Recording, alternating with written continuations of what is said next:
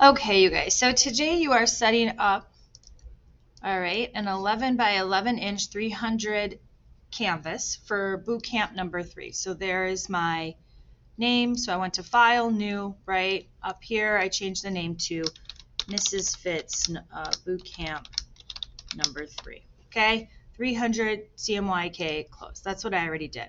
Okay, and then I went ahead and I opened up all the files from Classroom. And this is our reference photo. We're not going to actually use this photo. We're going to just look at it. And what I did was I dragged it over and I dropped it for reference. Okay, since I don't need that, I can go ahead and just delete that layer. All right, and at any time of the process, I can move it around, I can make it bigger, I can turn the eyeball off if it gets in the way. But Photoshop doesn't let us work off the canvas like Illustrator does, and that's kind of frustrating. So you'll kind of move this around, but it's nice. You could also just have it on your phone. All right, don't do the 2-tab system. That doesn't work. Or like where maybe the split screen, but you're probably watching this video. You probably could watch this on your phone too, or your Chromebook. All right, so then let's get into these then. You have to use these two files, this one and this one, to make something that looks like this. You're making a radial symmetrical collage that reiterates what you did in boot camp 1 and 2. You'll be changing color, you'll be aligning things, and you will be flipping them 180, negative 90, 135 mathematically, okay, not just re-rotate. Okay, so however you do it is up to you. You don't have to use them equally. So what I'm going to do is I'm going to just grab, if I go to select subject on this particular piece of artwork, all right, it does not do a great job because there's just so many things that Adobe's like, I don't know what the subject is. Okay, so that select subject like we used in the past is not going to be great for this. I'm going to hit Control D. What I'm going to use is a combination. You can use either the Magic Wand tool for this or the Magic Eraser tool. The Magic Wand tool will select an area. I have the tolerance at 20, so that's going to be a big deal. So make sure that you have your tolerance at 20. Oops, I got to make sure I unlock that layer. I do it all the time. All right, and I'll just go in and I'll just click where I want to delete, and you don't have to delete all of this, right? And there we go, because I just need to be able to get to these flowers, and then at that point I'm going to have to use my lasso tool to get in here and take whatever I want, right? So Control D, and there. Okay, Mrs. Fitz, I'm going to take this flower, this leaf, and this all at the same time to save time.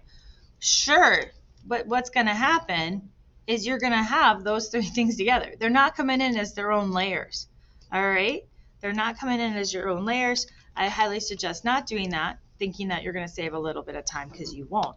You're just going to have to use the lasso tool and copy and paste and create new layers.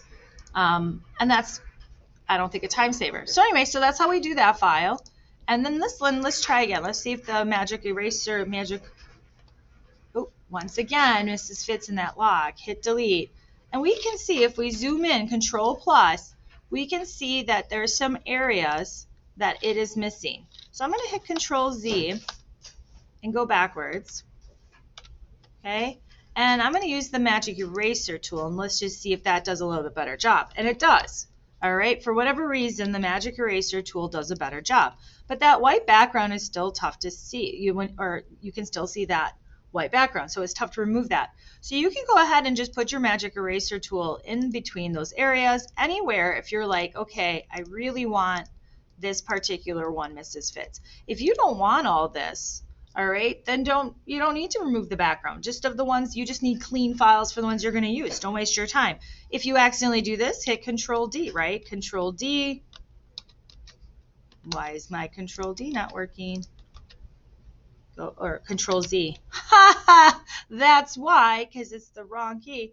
All right, and same thing, I have a plethora of beautiful little great things to use, all right, for this particular. All right, so you'll bring them in. I highly suggest you treat this as the tic-tac-toe board. Original, okay? So you have this one here. Again, you can scale up. All right, you can eventually, if you want to change the color, you can change the colors. I would do that at the end though. All right, I would build it. Okay. All right, I'm going to scale it up just slightly. Hold down my Alt. Make sure you check that. Hold down Alt, get those pink lines. If you don't see those pink lines, let me know. Oops. Hold down Alt. All right, hold down Alt. And see how this is kind of getting in the way already, but that's okay. All right, we'll put one there. We'll put one there. One there. Make sure they're aligned with each other's centers. All right, and you can always go back and tweak it. Now, let's say Mrs. Fitz, I want to move all of them at the same time. Hold down Shift. I'm just holding down Shift. All right, and you can move all of them. You can also resize them all or make them smaller. All right, if you need to move them, or if you only need to do a few. Okay, you can also hold down Shift on the layers. Okay, I don't usually do that though. We now can use, all right, so now when I hold down Shift, I've selected those two. So that's going to be a big one. Okay, that's going to be a huge, efficient. And then for the middle part, you know, just maybe you duplicate those again and do the whole middle part, but you don't have to. I'm just looking for a radial, beautiful, symmetrical design that is reusing what we did in Boot Camp 1, Boot Camp 2, and now we're going to have a beautiful finished product when you're all done. Make sure you turn off that layer before you submit it, all right, because otherwise it will show up. And then also, last but not least, tiny little tip, look at the space here versus the margin here. All right, make sure that you can hold down left click and rubber band select everything and move it all at the same time too, just like Google. All right, rubber band select, I hold down left click, I drag a box, a bounding box among all of them. I can even just do it for these three as well, and it's beautiful and wonderful. All right, when you're all said and done, you've got some time to work on this. I'm looking for some creativity here, some ideas, some thought, and so when you're done with this, you're going to save it, and you are going to submit both the PSD and the JPEG for this one, just in case.